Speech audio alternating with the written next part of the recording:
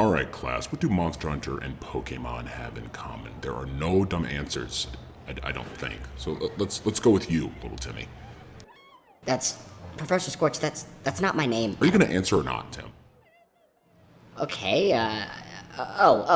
Better quality creature designs with each generation. No, God no. No, the correct answer was breeding, Timmy. That's what the games have in common. I'm not sure I'm very comfortable with that I'm response. tenured, you little idiot. You know what? Go tell the dean or something. Get the hell out of here, dude. Get out. Get out.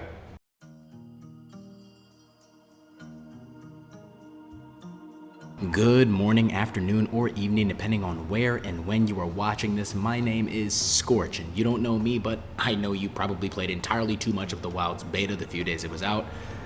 Or maybe I'm just projecting, but either way, if you've only been following some of the news, you're probably at least aware of the 5th Monster Hunter trailer and the showcase, and if you saw that trailer along with the roughly 10-minute video, the mention of the demo wasn't the only extremely exciting news. New monsters in the form of Rompopolo, a Jericon, and the Black Flame, which was of course my nickname in college, it's totally a fact, was amongst the hypest reveals in WoW's lifespan to date. We even got to see a new biome shown on screen here, which confirms I think something all fans have been wondering, right? Is Monster Hunter ever gonna get oiled up? The answer is yes. No diddy, no diddy. Maybe even more hype though, we got a full suite of customization options for our Hunter and Palico to be transferred over into the main game upon full release from the demo, and I just love that we got to tinker around with that. But, okay, so we got a full suite of customization, and it's going to be carried over, which at least gives me the impression the customization aspect of the game is probably finalized. But we didn't get to customize our Seikret. Okay, but surely the Seikrets can be different colors. In fact, we know they can be different colors because we've seen at least one of them in a different color, so what gives?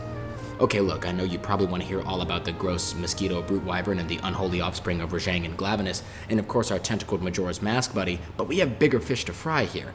That being, what's actually going on with the Seikret? Well, I have a theory about that, and that's what this video is about today. Before I get into that, please like and subscribe for future content because I love playing video games as much as I love talking about them, and I'm sure you do as well.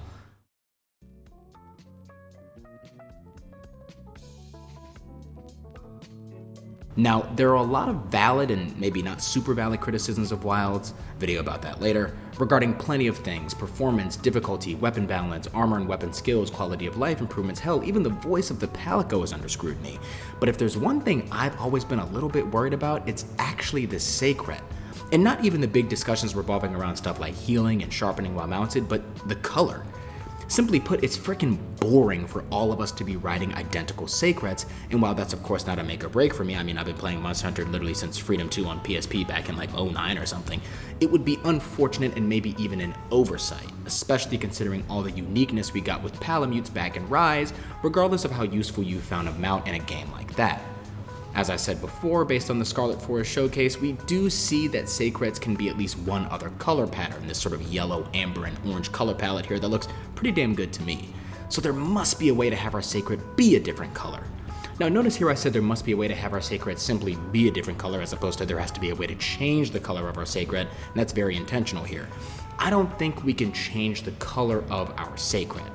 If you've seen the very first story mission, or even played it, if you played the demo where you scurry off in the desert to rescue someone and get on the back of a Seikret, we see that we aren't really necessarily choosing the Seikret because he's our personal special buddy like our Palico, but instead we really just need him to catch up. So there's sort of that break in personal connection from the start of the game, which is fine to me. That Seikret, I believe, is always going to be this green color palette. However, there is this village we encounter in the game, and it's probably the first one we do, Kunafa Windsong Village, which per the official Capcom Monster Hunter Wilds website, it says that it's the home of the Seikret. Now, it's no secret that the Wilds dev team is going for immersion and huge scale, and there are just some aspects of that theme that would be maybe stunted by riding around in, say, a hot pink Seikret, because why would a naturally occurring Seikret ever be that color? With that said, and since we know that there are other colors, I believe we can capture or perhaps breed, or maybe even both, different colors and rarities of Seikret, either through side quests or directly through Kunafa Village, which again is directly related to the Seikret. I mean, we even get baby Seikrets in the village, which I think gives even more credence to that theory. So, is this good or bad? Well, it depends on who's asking, but to me, this is honestly very cool as a mechanic of a game as nature-based as Wilds is. Even our mount is a part of that ecosystem, and it's treated that way by having a more natural means of getting other colors for it. Also, it's a conversation piece. No one would ever see your white and gold Palamute and go, wow, what striking colors, how did you do that? But with creatures you have to catch or come up with certain sacred breeding selections to produce a certain color, that's an added layer of depth to the game that just gives us more things to talk about with our fellow hunters and whatnot. Okay, quick aside, I've been trying to find a way to sort of shoehorn in this other theory I have about Sacrets into a video, and since this video is pretty much entirely about Sacrets, I thought it may be the most appropriate. You remember when we all saw the first little hands of the Sacred and the people were like, oh, maybe it can use weapons? Listen, I know they were obviously joking, but actually, why the hell does it have those? There are like 3 traveling modes for this guy. There's the 4-legged sprint, which seems the fastest. There's the 2-legged run, which is not as fast, but has like better lateral movement. And then of course, the glide. What if the 2-legged run is also able to carry large objects like wyvern or herbivore eggs or volcanic stones or whatever? It's not like there's no precedent for a bird-like creature that can carry things. Listen. Let me put you on real quick. Large item fetch quests are obviously the very worst, most agonizing thing you can do in any Monster Hunter game, besides like fight Rathalos in one of the old gen games. It's so slow, it's so tedious, and worse, you're aggroed by the monster who you're stealing from, and it can be very hard to escape. Enter our Seikret, who can carry things only in his running mode that disallows him to travel as fast as he can. We steal a Rathian egg, which I'm pretty sure is also confirmed by the way, and she's flying around chasing us, shooting fireballs while we're mounted and hook slinging huge rocks in our path. Complete revitalization of those quests. I put that on my totally legitimate college nickname. Okay, with all that out of the way, I really don't have that much else to share with you, well, at least regarding the Seikret. But please tell me what you think about my theories and anything else you may be concerned about regarding Wilds, because I love to hear and respond to it.